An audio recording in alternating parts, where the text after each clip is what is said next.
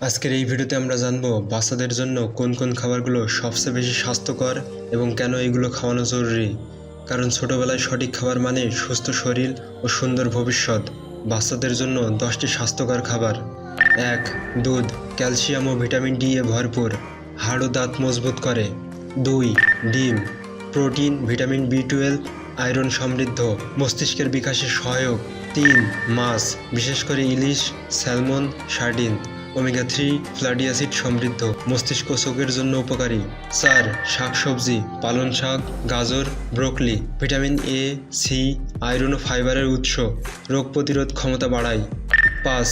ফলমূল, আপেল, কমলা, কলা, আম, ভিটামিন ও খনিজের প্রাকৃতিক উৎস, শরীরের শক্তি যোগায়। 6.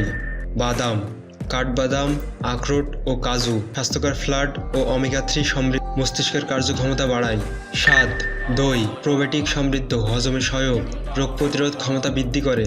8. ওটস, শক্তির উৎস, ফাইবারে ভরপুর, বাচ্চাদের পড়াশোনা ও খেলাধুলায় সক্রিয় রাখে।